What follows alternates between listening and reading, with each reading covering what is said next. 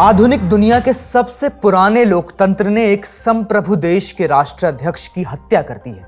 उसके घर पर बमबारी कर उसकी जान ले ली है। उसके परिवार को भी नहीं बख्शा।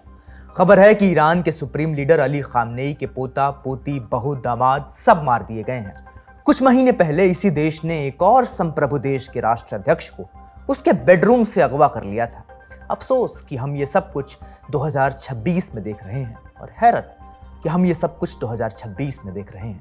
ईरान के 9 करोड़ लोगों का मुस्तकबिल, उनका भविष्य अब डायरेक्टली या इनडायरेक्टली अमेरिका के हाथ में है। लेकिन इसी 9 करोड़ में एक तरफ वो लोग हैं जो सड़कों पर छाती पीट रहे हैं, मातम मना रहे हैं, और दूसरी तरफ वो लोग हैं जो इस मौत पर तालियां बजा रहे हैं, खामनेई के मारे जाने पर खुश हैं। तो ऐसा क्या है खामनेई के व्यक्तित्व में? ऐसा क्या है कि उनकी इस्लामी जो शासन है उसको देखने के 2 इतने अलग अलग नजरिए हैं? अमेरिका और इजराइल ने उन्हें रास्ते से हटाने का यह खतरनाक दांव क्यों चला? अब ईरान का क्या होगा? आज इन्हीं सवालों के जवाब ढूंढेंगे। नमस्ते, मेरा नाम है अंकुर और आप देख रहे हैं ललन टॉप का अंतर्राष्ट्रीय प्रसंगों से जुड़ा रोजाना का कार्यक्रम दुनियादारी।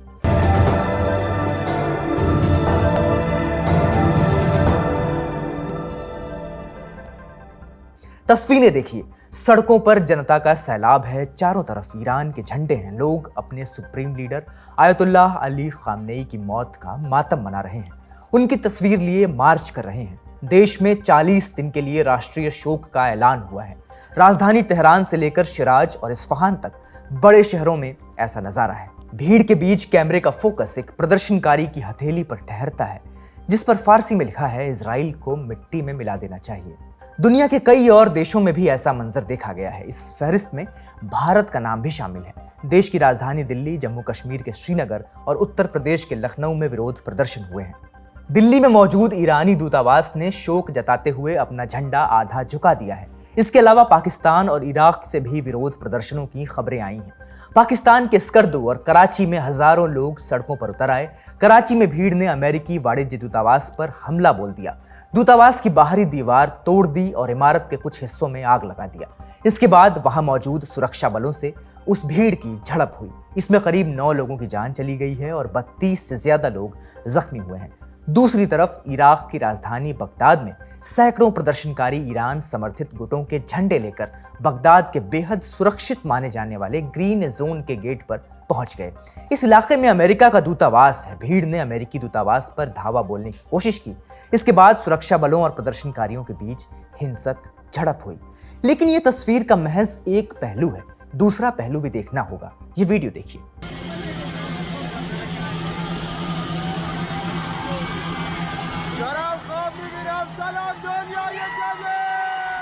ये वीडियो ईरान के ही फार्स प्रांत का है। लोग एक चौराहे पर लगे साइन बोर्ड को तोड़ रहे हैं और तालियां बजा रहे हैं, जश्न मना रहे हैं। वीडियो में एक शख्स चिल्लाता हुआ सुनाई दे रहा है, मैं कोई ख्वाब देख रहा हूं, नई दुनिया को मेरा सलाम।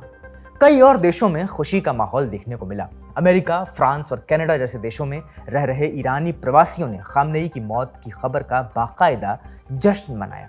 लेकिन ये हालात बने कैसे? अमेरिका और इजराइल ने खामनेई के खिलाफ इस ऑपरेशन को अंजाम कैसे दिया? प्लानिंग कैसे हुई? अंदर खाने क्या बातचीत चल रही थी? ऑपरेशनल डिटेल समझने के लिए चलते हैं न्यूज रूम। अमेरिका और इजराइल के ईरान पर हमले से पहले ही अमेरिका की सेंट्रल इंटेलिजेंस एजेंसी यानी CIA को अयतुल्लाह अली खामेनेई की लोकेशन की जानकारी मिल गई थी। दरअसल CIA पिछले कई महीनों से खामेनेई की लोकेशंस, उनके ठिकानों, उनके आने जाने, इन सब की जानकारी को ट्रैक कर रही थी। वो लगातार उन पर नजर बनाए हुए थी। वो इस पैटर्न को लगातार समझने की कोशिश कर रही थी कि खामेनेई कब कब अपनी लोकेशन बदलते हैं, वो कहाँ कहाँ जाते हैं और उनसे कौन कौन मिलने आता है।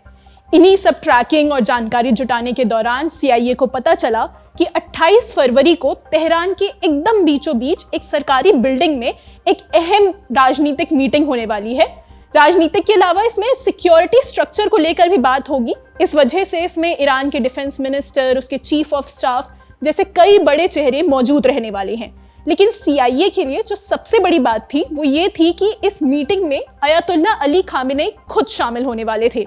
जैसे ही खुफिया एजेंसी CIA ने ये जानकारी अमेरिका और इजराइल के अधिकारियों से शेयर की, उन दोनों देशों ने मिलकर ये तय किया कि वो अपने हमले की टाइमलाइन अब चेंज कर देंगे। दरअसल पहले अमेरिका और इजराइल रात के अंधेरे में ईरान पर हमला प्लान कर रहे थे, लेकिन जैसे ही उन्हें 28 फरवरी वाली मीटिंग की जानकारी मिली, उन्होंने तुरंत हमला करने की स्ट्रैटेजी बनाई। इसके बाद इजराइल के समय के मुताबिक लगभग सुबह 6 बजे लड़ाकू विमानों ने बेस से उड़ान भरी। 2 घंटे और 5 मिनट के एक लंबे सफर के बाद जब तेहरान में करीब सुबह 9:45 बजे का समय हो रहा था, उस वक्त उस बिल्डिंग में जिसमें ईरान के कई सीनियर ऑफिशियल्स मौजूद थे, उस पर लड़ाकू विमानों ने कई मिसाइलें गिराई। आप ये सैटेलाइट इमेज देख सकते हैं जिसमें साफ नजर आ रहा है कि किस तरह से कहां पर ये हमला हुआ है। बीचों बीच ये बिल्डिंग मौजूद है जिस पर पूरा परिसर है, सरकारी परिसर, जहां पर ये अटैक हुआ था। जिस बिल्डिंग पर मिसाइलें गिराई गई, इसके बगल में एक और बिल्डिंग मौजूद थी जहां पर खामेनेई ठहरे हुए थे। कई मीडिया रिपोर्ट्स में ये बताया जा रहा है कि खामेनेई वाली इस बिल्डिंग पर लगभग 30 बम गिराए गए थे, यानी कि पूरी तरह से ऑपरेशन सक्सेसफुल होने की प्लानिंग की गई थी। खामेनेई की मौत के बाद जब इजराइल ने हमला अपना पूरा कर लिया और जब ऑपरेशन पूरा हुआ, तब इजराइल के ऑफिशियल्स ने खामेनेई की मौत की जानकारी अमेरिका और इजराइल से शेयर करी। उन्होंने नेतन्याहू और ट्रंप को खामेनेई का शव भी दिखाया, जिसके बाद अमेरिका और इजराइल ने यह दावा किया कि खामेनेई को मारा जा चुका है। हालांकि तब तक ईरान की तरफ से कोई स्टेटमेंट नहीं आया था मौत को लेके, या यूं कहे कि ईरान के कई सीनियर लीडर्स ने तो ये तक कहा था कि खामेनेई अभी जिंदा हैं। ईरान के स्टेट मीडिया में तो ये तक कहा जा रहा था कि वो फील्ड से ईरान के जो जवाबी हमले हैं उनको डायरेक्ट कर रहे हैं, उनका नेतृत्व कर रहे हैं। इसके कुछ घंटों बाद आज सुबह 1 मार्च को ईरान के स्टेट मीडिया ने अली खामेनेई की मौत की पुष्टि कर दी। इस पूरे हमले में ये एपिक फ्यूरी जो मिशन था अमेरिका और इजराइल का, जो ऑपरेशन रहा, इस पूरे हमले में एक सबसे बड़ा डिसाइडिंग फैक्टर ये रहा कि यूं तो वो कई महीनों से हमले की तैयारी कर रहे थे। अमेरिका ने मिडिल ईस्ट में एक बड़ी तैनाती करी हुई थी अपने लड़ाकू विमानों, अपने एयरक्राफ्ट कैरियर्स की। ईरान को लगातार घेरा हुआ था और उसको धमकी दी जा रही थी। इसके बावजूद ये जो स्ट्रैटेजिकल चेंज आया, तारीख का बदलाव आया ईरान के ऊपर हमले में, इसकी वजह से एक टैक्टिकल सरप्राइज का फैक्टर इजराइल हासिल करने में कामयाब रहा।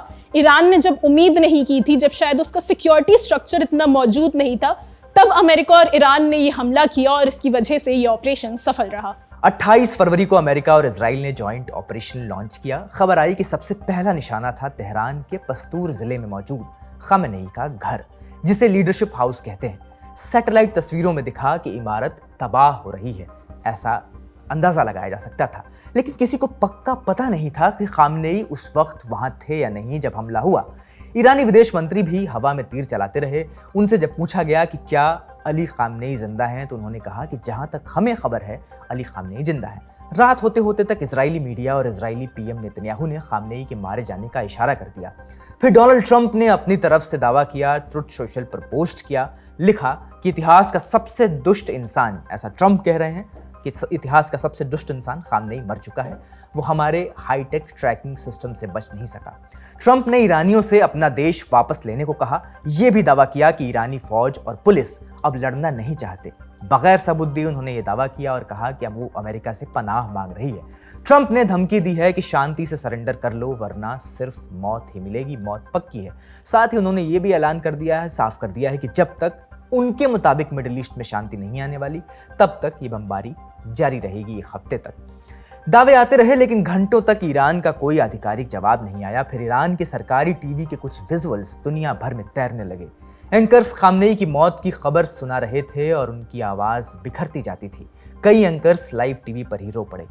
बिस्मिल्लाहिर्रहमानिर्रहीम, इन्ना लिल्लाह व इन्ना इलैहि राजिऊन। मिल्लत बुजुर्ग ईरान, रूह बुलंद पीशवाए मिल्लत बुजुर्ग ईरान व पीशक़रावल उम्मत इस्लामी हज़रत इमाम खामेनेई با نوشیدن شهد گوارای شهادت در ماه مبارک رمضان به ملکوت اعلی پیوست. इन हमलों में ईरान के कई और बड़े सैन्य और राजनीतिक चेहरों की मौत की खबर आई है। सबसे बड़ा नाम है अब्दुल रहीम मुसावी का। वो ईरानी आर्म्ड फोर्सेस के चीफ ऑफ स्टाफ थे। दूसरा बड़ा नाम है मोहम्मद पाकपौर का, जो ताकतवर IRGC Iran revolutionary guards core के कमांडर इन चीफ थे। इसके अलावा ईरान के रक्षा मंत्री एंड डिफेंस मिनिस्टर और पूर्व एयरफोर्स कमांडर अजीज नसीर ज़ादेह भी इस हमले में मारे गए हैं। लिस्ट में सुप्रीम नेशनल सिक्योरिटी काउंसिल के सचिव और खामेनेई के खास सलाहकार अली शामखानी का नाम भी शामिल है। ईरान के खुफिया तंत्र की भी कमर तोड़ दी गई है। रिपोर्ट्स के मुताबिक ईरान की विदेशी खुफिया विंग के प्रमुख जवाद पौर हुसैन भी मारे गए हैं। सुरक्षा इकाई के प्रमुख मोहम्मद रजा बजेस्तानी और काउंटर टेररिज्म के हेड अली खैरांदिश भी इस एयर स्ट्राइक का शिकार हो गए हैं। तो इस पावर वैक्यूम में किसके लिए जगह बनेगी? ईरान में खामनेई के बाद सत्ता कौन संभालेगा? क्या रातों रात कोई नया सुप्रीम लीडर चुन लिया जाएगा या हुकूमत की कोई और प्लानिंग है? ईरान के जो सुप्रीम नेशनल सिक्योरिटी काउंसिल के चीफ अली लारिजानी हैं, उन्होंने इस पर जवाब दिया है। उन्होंने सरकारी टीवी पर आकर बताया कि 1 मार्च से ही यानी आज के दिन से ही सत्ता के ट्रांजिशन यानी बदलाव का काम शुरू हो रहा है। ईरान के संविधान के आर्टिकल 111 के तहत एक अस्थायी लीडरशिप काउंसिल बनाई जा रही है। जब तक नया सुप्रीम लीडर नहीं चुना जाता तब तक यह काउंसिल ही देश की कमान संभालेगी। सुनिए। که برای موقت رئیس جمهور و رئیس قوه قضاییه و یکی از فقهای شورای نگهبان به انتخاب مجمع تشخیص مصلحت نظام اینها موقتا وظایف رهبری در کشور رو به عهده خواهند داشت تا اینکه رهبر بعدی انتخاب بشه. आप कहेंगे लीडरशिप काउंसिल क्या है? ईरानी सत्ता का तंत्र बेहद पेचीदा है। चूंकि सुप्रीम लीडर के पास असीमित ताकत होती है, वो देश के हर फैसले का आखिरी बॉस होता है। इसलिए देश की सेना और ताकतवर रेवोल्यूशनरी गार्ड्स कोर जो IRGC है, उसकी कमाल संभालने वाले शख्स के लिए जो चुनाव प्रक्रिया है वो भी पेचीदा है। आसान भाषा में इसे समझते हैं। नया सुप्रीम लीडर चुनने की जिम्मेदारी एक खास कमेटी के पास है। इसे असेंबली ऑफ एक्सपर्ट्स कहते हैं। इसमें कुल 88 सदस्य होते हैं। ये सभी के सभी शिया मौलवी होते हैं। जनता इन्हें हर 8 साल पर चुनकर भेजती है, लेकिन चुनाव लड़ने से पहले गार्डियन काउंसिल नाम की संस्था है, वो तय करती है कि कौन उम्मीदवार बनेगा और कौन नहीं। ये काउंसिल बेहद सख्त है। अंदाजा ऐसे लगाइए कि हाल ही में पूर्व राष्ट्रपति हसन रूहानी जैसे बड़े नेताओं को भी असेंबली ऑफ एक्सपर्ट्स का चुनाव लड़ने से रोक दिया गया था। जब तक नया लीडर नहीं चुना जाता तब तक क्या होगा? कानून के मुताबिक इस दौरान एक अस्थायी काउंसिल देश चलाती है। इस लीडरशिप काउंसिल में 3 लोग होते हैं। मौजूदा राष्ट्रपति यानी मसूद पेजेश्कियन, न्यायपालिका के प्रमुख जो इस वक्त गुलाम हुसैन मोहसेनी एजई हैं, और तीसरा शख्स गार्डियन काउंसिल का एक ऐसा सदस्य जिसे एक्सपीडियंसी काउंसिल चुनती है। इस पद के लिए ईरान में आयतुल्लाह अली रजा अराफी को इस पद के लिए चुना गया है। इस पद को ज्यूरिस्ट पद कहा जाता है। ये चुनाव अंतरिम लीडरशिप काउंसिल के लिए किया गया है। जब तक असेंबली ऑफ एक्सपर्ट्स किसी एक नाम पर मोहर नहीं लगाते, ये तीनों मिलकर सुप्रीम लीडर की जिम्मेदारी संभालेंगे। इस पद के लिए दावेदार कौन कौन है? ईरान में सत्ता का सारा खेल बंद कमरों के अंदर खेला जाता है, इसलिए पक्के तौर पर कोई नाम लेना बेहद मुश्किल है। कुछ साल पहले तक माना जा रहा था कि कट्टरपंथी राष्ट्रपति इब्राहिम रईसी अगले लीडर बनेंगे, लेकिन मई 2024 में एक हेलीकॉप्टर क्रैश में उनकी मौत हो गई। रईसी की मौत के बाद एक नाम सबसे तेजी से उभरा। वो हैं अली खामनेई के 56 साल के बेटे मोस्तबा खामनेई।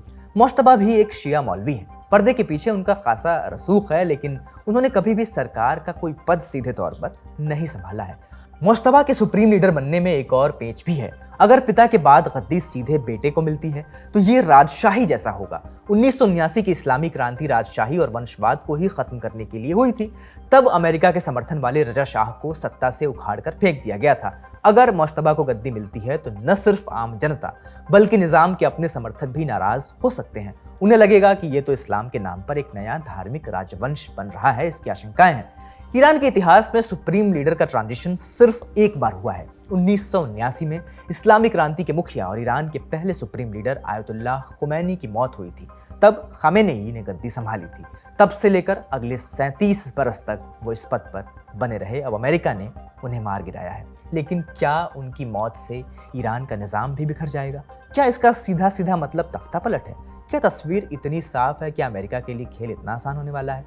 बता रहे हैं वरिष्ठ पत्रकार। ईरान में सत्ता परिवर्तन का अभी कोई आसार नहीं दिख रहा है, क्योंकि अभी जो वहाँ पे गवर्नमेंट है वो बिल्कुल अपना काम कर रही है। हालांकि बहुत कठिन स्थिति है, उनको बड़ा बड़ा झटका लगा है। पिछले साल भी जब लड़ाई हुई थी तो काफी उनके सीनियर मिलिट्री ऑफिसर्स और पॉलिटिशियंस मारे गए थे। इस बार भी यही हुआ है। इस बार तो सुप्रीम लीडर को ही मार दिया गया है। तो निश्चित रूप से उनके लिए एक मुश्किल वक्त है, लेकिन सरकार पलटने के आसार नहीं है। उसके लिए 2 स्थितियां होनी चाहिए। एक कि ईरान की जो मिलिट्री है, जो रिवॉल्यूशनरी गार्ड्स हैं, जो बसीज हैं, उनके बीच में फूट पड़ जाए और एक बड़ा धड़ा जो है वो कहे कि भाई हम अमेरिका और इजराइल के हिसाब से करेंगे, चाहे इस शासन को हटाइए, हम कोई नई सरकार लाएंगे। और उसके साथ दूसरी चीज ये करनी होगी कि अमेरिका को अपने कम से कम 1 लाख सैनिकों को वहां उतारना पड़ेगा जमीन पर, ताकि वो जो भी नई शासन व्यवस्था आए उसको वो रोक सकें। लेकिन फिलहाल ऐसा कुछ दिख नहीं रहा है। आपने सुना कि अमेरिका का काम इतना भी आसान नहीं है। पिछले 37 बरस से ईरान की इस्लामी सत्ता की सियासत जिस शख्स के इर्द गिर्द घूम रही थी उसको मार गिराया गया है, तो जाहिर है ईरान जवाबी कार्रवाई भी करेगा। आईआरजीसी ने ऐलान किया है कि वो अपने इतिहास का सबसे विनाशकारी हमला शुरू करने जा रहे हैं। उधर अमेरिका भी पीछे हटने को तैयार नहीं है। जाहिर है ट्रंप ने चेतावनी दी है कि अगर ईरान ने कोई बड़ा हमला किया तो अमेरिका ऐसी कार्रवाई करेगा, ऐसी ताकत से वार करेगा जो दुनिया ने पहले कभी नहीं देखी होगी। ऐसे में ईरान क्या करने वाला है? हमने ये सवाल ओबी जिंदल ग्लोबल यूनिवर्सिटी में इंटरनेशनल रिलेशंस के प्रोफेसर मोहसिन रजा खान से पूछा। तो जितने भी सऊदी अरब के भी ऑयल टर्मिनल हैं, यानी सऊदी अरब भी अपना ऑयल यहाँ से बेचता है, दूसरी रेड सी से नहीं बेचता, यहाँ से ही बेचता है। कतर यहीं से बेचता है अपना तेल और गैस, यहीं से होते हुए जाता है। यूएई, कुवैत, इराक, इन सब का तेल यहाँ से जाता है। यूएई ने एक इस तरफ भी बनाया हुआ है, पर वो भी हॉर्मूज में ही समझिए, क्योंकि वो भी अगर हॉर्मूज बंद है तो वो भी वहाँ पे भी नहीं आएंगे जहाज। और क्या होता है कि ये जो तेल की कंपनियाँ होती है ना, शिपिंग कंपनी, ये इनका इंश्योरेंस कॉस्ट होती है एक, तो इंश्योरेंस कॉस्ट जैकअप हो जाती है, हाई हो जाती है कि जंग हो रही है, शिप डूब सकता है, तो वो खुद ही शिपिंग कंपनीज बंद कर देती हैं। तो ये जरूरी भी नहीं है कि आप यहाँ पे, जरूरी नहीं है कि आप यहाँ पे सुरंगें लगाएं, माइंस लगाएं, या यानी आप ब्लॉकेड ना भी करें तो हो सकता है अपने आप, तो वो अपने आप बंद कर देते हैं। टेंशन। तो वैसी शिपिंग कंपनीज ने वैसे ही बंद किया। और 20% तकरीबन दुनिया का तेल यहाँ से रोज गुजरता है। 20%। और हमारे लिए तो बहुत ज्यादा, क्योंकि हम तो, आप पता है, हम 80% हिंदुस्तान जो है वो इंपोर्ट करता है अपना तेल। और यहाँ से शिपिंग जो है, ऐसी खबरें बता रही हैं कि शिपिंग बहुत हद तक कम हो गई है, ट्रैफिक यहाँ का बहुत कम हो गया है। ये तो एक चीज हो गई। दूसरी चीज जो ईरान लगातार कर रहा है कि वो सऊदी अरब में हमने हमले देखे, यूएई में हमने हमले देखे, कतर में हमने हमले देखे, कुवैत में हमने हमले देखे, तो ये चीज जो है आगे बढ़ी तो कहाँ तक जा सकती है और किस तरह नुकसान? इसमें दो चीजें हैं, दो एलिमेंट। एक तो इन सबके ऑयल टर्मिनल्स ईरान के बहुत पास हैं, ये इसीलिए जानते थे ये मुल्क, और रोकने की कोशिश कर रहे थे अमेरिका को।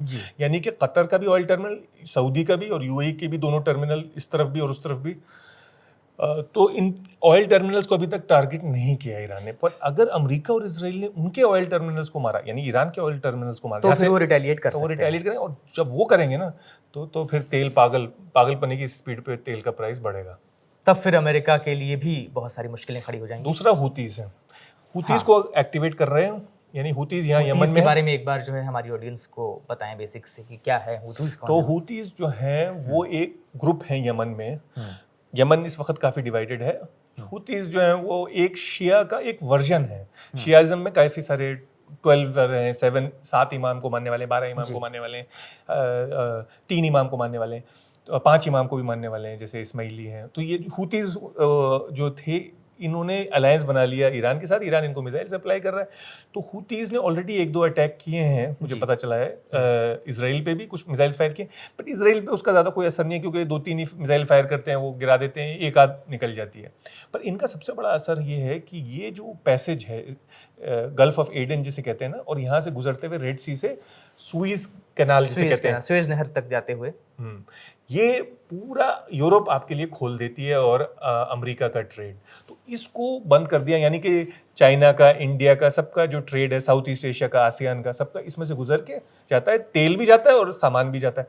और अगर आसपास अमेरिकी जहाज बहुत सारे हैं, तो उनमें से अगर किसी एक जहाज को गिरा दिया, यानी कि कोई शोल्डर फायर्ड मिसाइल या कोई इस तरह की चीज़, जहाज चाहे सिंक ना भी हो, क्योंकि जहाज बहुत बड़े होते हैं, तो एक मिसाइल से कभी कभी सिंक नहीं होते, तो पर नुकसान कर सकते हैं अमेरिका के जहाज़ों का। इसका असर अमेरिका पे बहुत पड़ेगा। अगला सवाल भारत से जुड़ा है। अगर ये लड़ाई लंबी खिंचती है तो भारत पर इसका क्या असर पड़ सकता है? आने वाले समय में इस कॉन्फ्लिक्ट को लेकर भारत का क्या रुख रहेगा? बता रहे हैं वरिष्ठ पत्रकार। ये हॉर्मुज को बंद करने का जो ऑप्शन है वो ईरान के लिए आखिरी ऑप्शंस में से है। जब एकदम बहुत स्थिति बिल्कुल खराब हो जाएगी, उनके पास मिसाइलें कम हो जाएंगी और लड़ाई एक दूसरे तीसरे स्टेज में जाएगी तब हॉर्मुज को बंद करने की जरूरत होगी उनको। लेकिन अभी जो है उस इलाके में जहाजों की आवाजाही पर बहुत असर पड़ता हुआ दिख रहा है। एक तो ये कि ईरान ने खाड़ी देशों के और इजराइल के बंदरगाहों पे भी हमले किए हैं, और दूसरी तरफ ये डर भी है कि यमन के हूथी लाल सागर को बंद कर दें, बाब मंदब को बंद कर दें। तो ऑलरेडी क्या हुआ है कि एक तो लॉजिस्टिक का फर्क पड़ रहा है, और दूसरा ये है कि जो जहाजों को का बीमा किया जाता है वो बहुत महंगा हो गया है। तो इस वजह से जहाज जो है खर्च बचाने के लिए और खतरे को देखते हुए वो उनकी आवाजाही कम हो रही है। अभी तक इसका असर तेल के मार्केट पे बहुत मामूली है, ना के बराबर है, नहीं है, क्योंकि अभी हर जगह स्टॉक्स पूरे हैं सबके पास। अब ये कुछ समय में हमको पता चलेगा कि कितना असर पड़ता है। और दूसरी चीज ये है कि जब भी इस तरीके की क्राइसिस होती हैं तो निश्चित रूप से असर पड़ता है, और होर्मुज या फारस की खाड़ी जो है वो सिर्फ तेल के लिए ही नहीं बल्कि और बाकी चीजें भी आने जाने का एक बहुत महत्वपूर्ण वो रास्ता है। तो भारत का आप चाहे हमारा एनर्जी इंपोर्ट हो या हमारे कुछ आयात हों कुछ निर्यात हों, निश्चित रूप से वो प्रभावित होंगे और उसका असर होगा। लेकिन ये पूरे वैश्विक व्यापार को प्रभावित करेगा। मुझे नहीं लगता कि भारत के पास कुछ भी इसमें हस्तक्षेप करने के लिए कोई मौका है, क्योंकि ऑलरेडी भारत की सरकार ने एक तरीके से संकेत दे दिया है कि वो इस मामले में नहीं पड़ना चाहते हैं, या इजराइल से करीबी है, नजदीकी है उनकी। और तो मुझे नहीं लगता कि इसमें भारत की कोई बड़ी भूमिका या महत्वपूर्ण भूमिका हो सकती है, क्योंकि अंततः यह अमेरिका, ईरान, खाड़ी देश, इजराइल, और अगर मामला मान लीजिए कि फिर से सिक्योरिटी काउंसिल में जाता है तो फिर चीन और रूस, या ईरान की तरफ से चीन और रूस मान लीजिए कि कूटनीतिक प्रयास करें। लेकिन मैं नहीं समझता हूं कि भारत के लिए यहाँ पर कोई मौका है। ईरान, अमेरिका और इजराइल के इस कॉन्फ्लिक्ट पर हमारी नज़र बनी हुई है। इसकी कवरेज जो है लगातार ललन टॉप के चैनल पर जारी है। देखते रहिए ललन टॉप। शुक्रिया।